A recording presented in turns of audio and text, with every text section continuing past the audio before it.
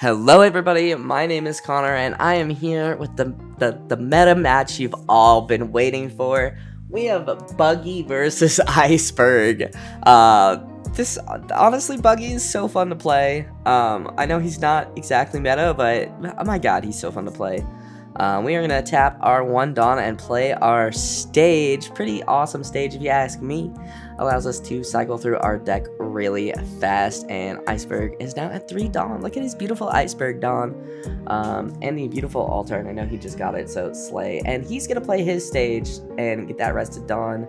Leader ability to minus a Dawn and cheat out I believe it's a Galila body if I'm not mistaken, and cheats out that guy whose name I can't remember, but I'll put a picture of him up here if I remember in editing. Good chance I won't though, I'm sorry, I have bad memory.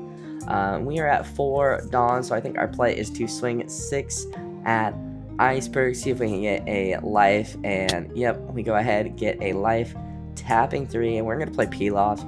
I feel like the best thing to do with Buggy is to get as many cards in hand as possible. That's just how I have found the most success with Buggy, which granted hasn't been a lot of success, but it's been some success, so we take those. But yeah, no, I really like playing Buggy. I'm really enjoying Purple Luffy, but Buggy is definitely a pet deck. I think it's really fun, and I'm hoping that we get the promos soon because it will be so good. So Iceberg's gonna rush stage to get another Dawn. He is ramping my man. Leader ability minusing that Dawn to play out Polly, which is pretty. I love Polly. For a while I was trying to still find a spot for him in Purple Luffy, but he's one of my favorite cards, and I love his alt art too. So my opponent swings, I believe that's 7, and we get another Crocodile. And then he's going to play another stage to ramp again. Not a bad choice. And we are going to be at 5 Dawn, or actually 6 Dawn. So we are going to be able to start using Buggy ability to cheat out some cards, and ideally cheat out some other cards. So we're going to swing 6 into Mr. I can't remember his name. It's been a hot minute since I watched Water 7. So I'm sorry.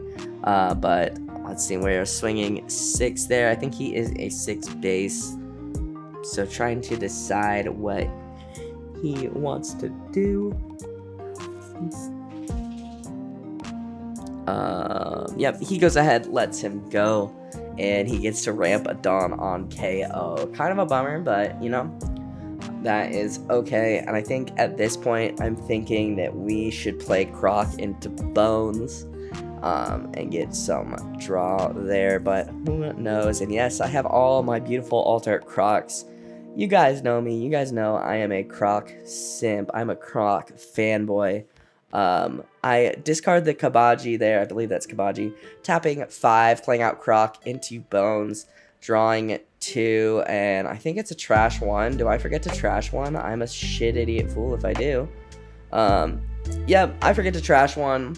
This is what I get for, oh, there I go, I trash Alvita there. I really like Alvita. I think she's really good into certain matchups, because she lets you play a 5 cost, on her KO. So I think Croc into Alvita is also like a really solid play. But I really like the Croc into Bones because I like being able to draw and cycle. I really enjoy this deck because of the cycle, because of how like deep you're searching. And I know people be hating on 10 cost Buggy, but I'm a 10 cost Buggy believer. First of all, if you play it into Teach and he negates your abilities, cheat that thing out for 5. Easy, you got this massive body on board. Worst case scenario, it's a 5 cost removal that goes back into your deck, and you are cycling through your deck so much that you are going to keep seeing that removal. Speaking of removal, he is going to go ahead and remove my Bones, which is a bummer. Obviously, with playing the Buggy deck, you want to have as many bodies on the board, as many 5 and up bodies on the board, so that you can cheat Buggy out and he can stay on board. That is the dream, but it's pretty tough in this deck, I've realized. But he's going to swing 6 or 7 with Polly, and we're going to get the 5 we're gonna get the 2K counter in, I think that's Moji, I think. I know he's the one that can cheat out Richie, but my list is actually not running any Richies. I got my list from my buddy Ricky. Very good player, very talented player. Pretty sure he's going to Nats this year, so yep. Go ahead and counter out of the Sanji hit. Just I need to. I don't want to take too much damage. And we have stage. We have not used stage yet, but we will use stage. My opponent did cheat out the Robert Lucci though. We're gonna swing 6, I think, into Poly, I'm gonna assume. Just trying to control the board a little bit. Yep, swinging into Poly, and I think there was a chance I was thinking about Gravity Blading. And I think there's a chance I can still Gravity Blade the Poly and the Lucci. And I think that's probably what I'm going to do here, as I'm just trying to get a card out of hand. Trying to mind game my buddy here. But he ends up letting Poly go, kind of changing my plan, I think. Yeah, so I go to tap 7, I'm like, I'm going to remove these 2, and then I realize, oh my god, Gravity Blade is a 6, Sanji's a 7. I'm gonna pivot. So I go ahead and drop my beautiful 1 Alt-Art Mihawk, and then we swing 8 into, what do we swing 8 into? I think, what am I doing? I think, we discard Mihawk is a draw 2, discard 1. We discard Pilaf and then swing 8 into the Sanji, and we get the 2K Black Maria there. So I'm okay with that. I am okay with that. Kind of bummed I discarded the Pilaf. I really do like Pilaf in this deck. Of course, Pilaf is better when it comes off a life, but you know, beggars can't be choosers or what have you. So depending on what my opponent does here, we could potentially Gravity Blade next turn. Good chance. I feel like we will go ahead and Gravity Blade next turn if he plays anything that's 6 cost and under, which I feel like Iceburg has a lot of 6 costs and under. I can't exactly remember Iceburg's leader ability at this moment because he's so off meta. But we do love a off-meta battle. There's actually talks of us all playing off-meta decks in a tournament. I'd probably take Buggy, or maybe RP Kid. I am working on an RP Kid list. I'm just so bad at deck building, and work has been crazy, so I haven't had a single second to think about deck building at all. Was actually thinking about looking at my old RP Kid list, but I digress. My opponent taking some time to think through his turn. Completely understandable. Buggy is a vicious guy, man. You gotta think about him, you know? I always be thinking about Buggy. No, I love Buggy, though. I think he's such a stupid idiot, and I love him. I love him so much. And apparently Yoshi agrees, gave us a little booth of approval. But yeah, just still trying to think about what he wants to do. I think he only has 2 cards in hand. Understandable why he's thinking so hard about what he wants to do. He's in a tough spot. We have kind of made him use a lot of his cards in hand, and ideally with the flooding the board and stuff, we'll just keep being aggressive. But a pretty aggressive swing into Croc there, and I feel like I over counter for my Crocs because I love Croc. But oh no, I just give him a 2K there. Getting out of that. Oh, never mind. I have to do math. 2K, I was gonna say. That does not seem like enough. Yep, give him 2 2Ks. That's okay. I don't hate that. I don't love it. I think it was a little bit of a, oh, I only have to counter this much. Oh no, I have to counter too much. I'm like, oh, okay, whoopsies. I think it was a little bit of that, but you know, I love Croc. Croc simp. We fight for Croc, you know. He's gonna swing really aggressively into Croc again, and at this point I'm like, well, I gotta keep Croc alive, give him a 2K, and he's gonna tap some Dawn to play out the Frankie blocker, which is pretty interesting. I think it lets him draw and discard, or discard 1, draw 2, similar to the Nami effect, and this is looking like a pretty decent turn to actually play Gravity Blade. because I can get rid of the Frankie and the, what is his name? Robert? The Robert, that's his name. That's his government name, Robert Lucioni. Not just kidding, I don't know what his last name is actually. Yep, we're gonna Gravity Blade, sending those two to the bottom of the deck, tapping at 7. And wow, our board is looking very pretty, and I think I am just going to swing very aggressively into Sanji. Just control the board, do my best to keep my board healthy. That is what is important here, is the Buggy's board. And poking 5 at lead. Gonna give him another card in hand. Getting him down to 3 life now, so we are even on life. This is the exciting meta matchup everybody watches my channel for, isn't it? The Buggy into Iceburg. Iceburg, you know, into Water 7. Which, honestly, that arc, pretty goated. I don't know if it's my favorite arc, the Water 7 Emmy's Lobby, but it is very good. Speaking of very good, there is the 5-drop Eustace Captain Kid. He's going to minus a Dawn, play to play the Khalifa, get it back active, and pass turn. Nothing he can do. Iceburg, I think it's one of the first leaders that can't attack, so a little unfortunate for him there. And we have an option. I think we're going to play the Mr. 3 Searcher, just to search for something cool to play off of our other Croc, I think. We're going to take Bones. That's honestly the best play. Bottom decking a Pudding, unfortunately, but we don't really need it. And do I want to play, which Bones do I want to play off of Croc? I'm thinking the EBO1 Bones, very good card. Yeah, and there's actually a good chance I'm sitting at enough Dawn and my hand size is a little low, so I actually don't think I want to cheat Croc out. Excuse me. This is my last video of my voiceover recording session, so I can go get my mom from the airport. So we are going to swing 7 into lead, see what my opponent wants to do there. He's going to take it. Another 7 into lead with Crocodile, the man, the myth, the legend.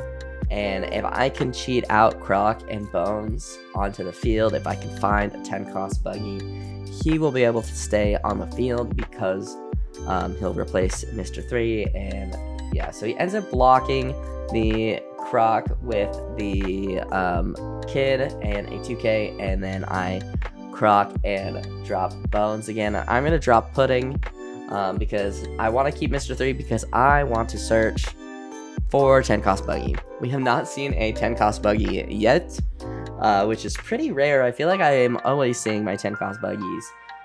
So kind of weird, but you know, we're just unlucky, I guess. Look at our board, very unlucky.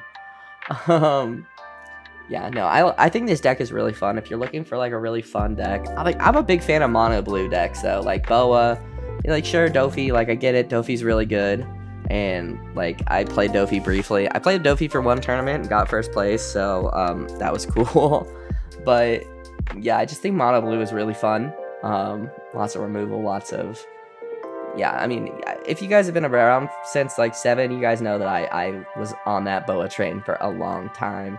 Still love Boa. Love my Boa playmat, which is available on 1000noble.com. Shameless plug. Go and support your boy. Get yourself a pretty playmat as well. My opponent's going to tap some Dawn to play out the Bluno. I think Bluno gets to get something back from trash. I can't remember if he gets to play it, but playing out the character whose name I can't remember. I don't think it's Bluno. It could be Bluno. I could be wrong. I'm sure someone will tell me if I forget to put the card in the picture or in the video before. He's going to go ahead and play stage to ramp back up. And then let's see.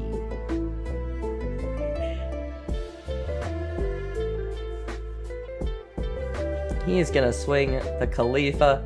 It's going big. I really want to keep the bodies on board if I can because I want to play 10-cost Buggy, so assuming I can find 10-cost Buggy. So we are going to go ahead and counter out of that attack with a 2K, and we get another stage. So we have a couple ways to find 10-cost Buggy here. since we have not seen him yet, which is pretty wild. We're going to tap 1 to play to replace Mr. 3, play another Mr. 3, and we are going to search 1, 2, 3, 4. Since he does search Baroque Works as well, he only searches the top 4. We're going to take the Bones. Worst case scenario, I think Bones is a solid play, just drawing to trashing 1. We are going to go ahead and trash Stage. We're going to trash Stage. We are confident that we are going to get the Buggy right here. And we don't, but we do get Peel Off, which is pretty good. And yeah, you guys can see my deck is pretty small actually, and my trash pretty big. So we're gonna go ahead, tap 3. We are just looking for Buggy at this point. 1, 2, 3, and do we find the Buggy? 5. Who knows at this point? Because I moved my hand. I did just get a new stand. It's probably going to be a little not so POV, but I think it might be better quality. And hey, look at that, it's Buggy. So we are going to trash Mr. 3, trash the pudding, and we are going to play Buggy. Oh, there he is, and he gets to stick. I will remove the Eustace Kid blocker so that we can have free reign here. We have 1 Dawn left. 1 Dawn left to play around with. Probably just gonna swing 6 with lead. I think my opponent has about 3 cards in hand, maybe 5. I can't remember. But yep, there we go. Poking 6. Oh yeah, that looks more than 5. It gives me a 2K with Black Maria. I'll swing 7 with Croc. Another 7 with Croc. Getting a Kamazo out of hand. And then I will swing Bones into Khalifa, trying to